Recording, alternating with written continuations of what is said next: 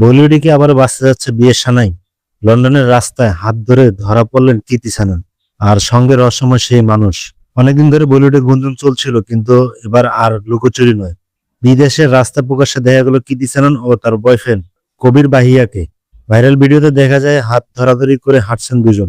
কৃতির ক্যাজুয়াল কিন্তু stylish look আর বীরের স্মার্ট উপস্থিতি মুহূর্তে নেট দুনিয়ায় ছড়িয়ে পড়ে। অনেকের মতে কৃতির বর্তমান হেয়ার স্টাইল দেখে বোঝা যাচ্ছে ভিডিওটি দু একদিন আগের হবে।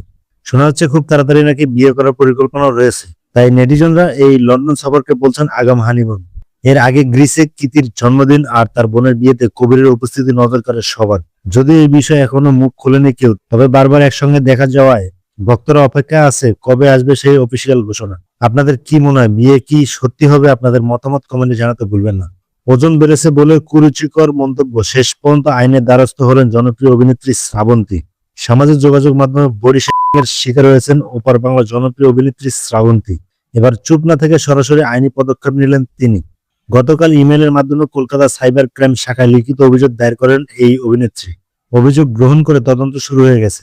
দীর্ঘদিন ধরে নেট দুনিয়া ও নেট দুনিয়ার বাইরে তার ওজন বৃদ্ধি ও চেহারা নিয়ে নোংরা মন্তব্য করেছিল অনেকে। ক্ষোভ প্রকাশ করে শ্রাবন্তী বলেন, শিল্পীরা সফট টার্গেট হলেও একজন মানুষ হিসেবে এমন অপমান সহ্য করা যায় না। হঠাৎ শ্রাবন্তী এত ওজন বাড়ার কারণ কি জানেন? আসল কারণটা হলো রিসেন্টলি একটি ওয়েব সিরিজে ঠাকুমার চরিত্র অভিনয়ের জন্য তাকে প্রায় 10 কেজি ওজন বাড়াতে হয়েছে। শ্রাবন্তী বলে, চরিত্রের প্রয়োজনে প্রস্তুতি নিলেও মানুষ না জেনে বিচার করে ফেলেন। অবাক করার বিষয় হলো এইসব মন্তব্যে নারীরাও ছিলেন। এই ওয়েব সিরিজের শুটিং শেষ, এখন নিয়মিত শরীর চর্চায় ফিরছেন তিনি।